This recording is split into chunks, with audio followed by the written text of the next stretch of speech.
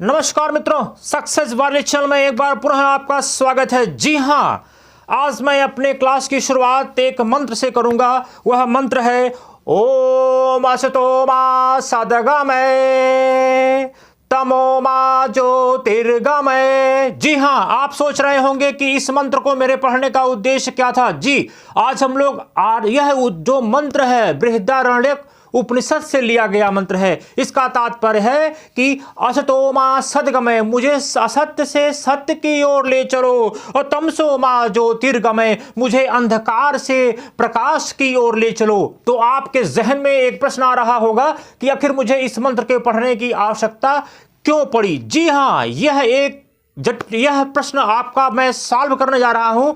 जी, 2021 का आर्थिक सर्वे, economic survey जो है प्रस्तुत कर दिया गया है और उसी में इस मंत्र का जिक्र किया गया है। हो सकता है ये मंत्र आपसे पूछ लिया जाए कि हम अक्सर जब हम लोग पेपर देने जाते हैं तो कई बार मंत्र आ जाते हैं, पूछा तो ये किस उपनिषद से लिया गया है। चूंकि यह इकोनॉमिकल सर्वे में डाला गया हुआ मंत्र है, में भी आपसे पूछ लिया जाए, आप उसे हिस्ट्री का क्वेश्चन समझे चाहे इकोनॉमिक्स के सर्वे का मंत्र समझे, बात एक ही है।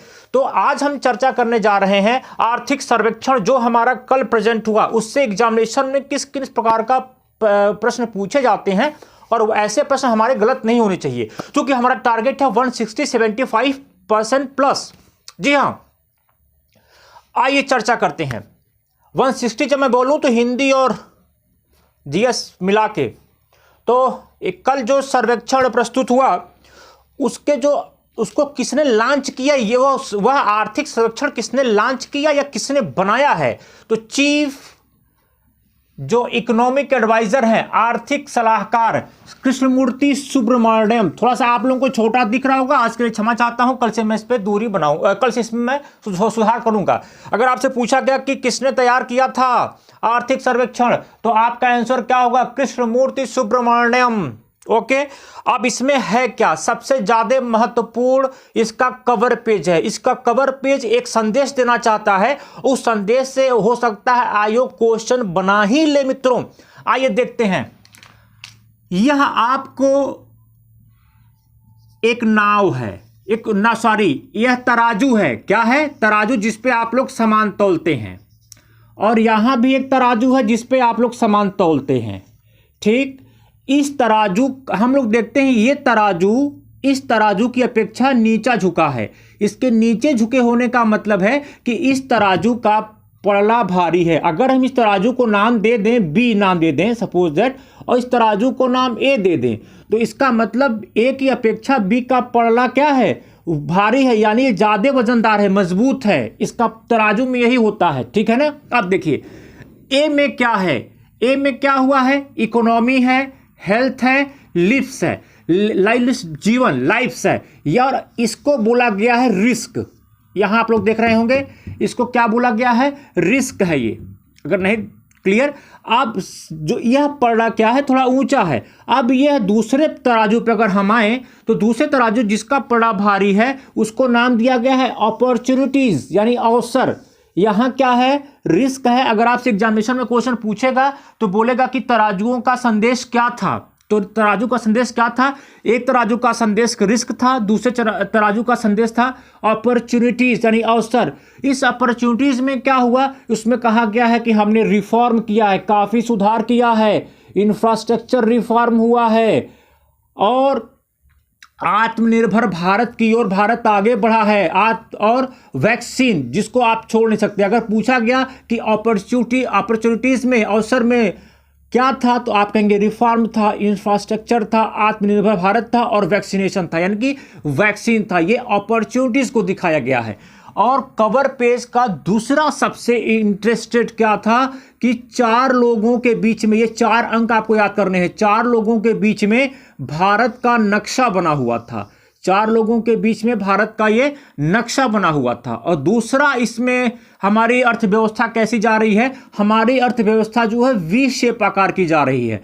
वी शेप आकार का मतलब यह होता है कि कोई भी अर्थव्यवस्था जितनी तेजी से गिरती है उतनी तेजी से रिकवर करती है। इसे हम लोग बोलते हैं वी शेप रिकवरी। अगर आपसे यही पूछ लिया गया कि वी शेप रिकवरी क्या है, तो आपका सीधा और सपाट आंसर होगा कि एक बार अर्थव्यवस्था जितनी तेजी से जाती है उतनी ही तेजी से वो क्या करती है, बूम करती है, रिकवरी करती है। उसे हम लोग वी शेप रिकवरी करते हैं। तो हमारी जो वर्तमान अर्थव्यवस्था है वह वी शेप रिकवरी की तरफ है।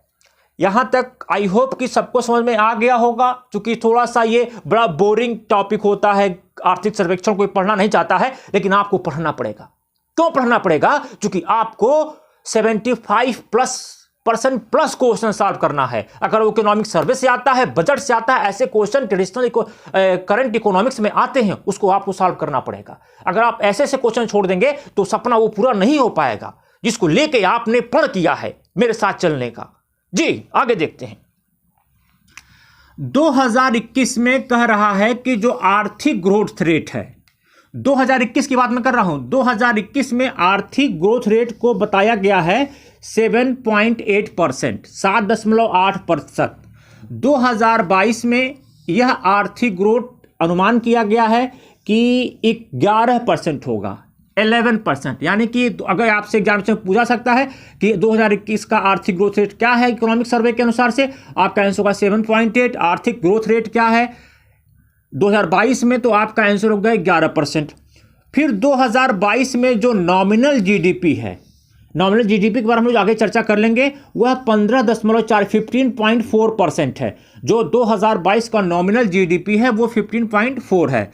फिर आगे हम लोग चर्चा करते हैं 2023-24 में प्राइवेट ट्रेनें चलेंगी। और भाई हम कहते हैं मोदी सरकार में कुछ हो, किसी की भी चर्चा ना हो, प्राइवेट की चर्चा जरूर हो जाती है।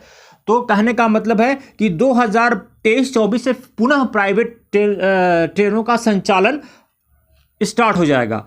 अगले 10 वर्षों में, याद रखिएगा, अगले 10 वर्षों में 17.35 करोड़ 17.35 करोड़ रोजगार सृजित किया जाएगा। ये हमारा मोटा एक तरफ का इकोनॉमी सर्वे है जो एग्जामिनेशन के दृष्टिकोण से है। याद रखिएगा ये जो सर्वे है ये पार्ट 1 है। इसका मैं दूसरा भी पार्ट बना के आपके सामने जल्द ही प्रस्तुत करूंगा। तब तक के लिए मुझे आज्ञा दें। जय हिंद, वंदे मातरम, भारत माता की जय, नमस्कार।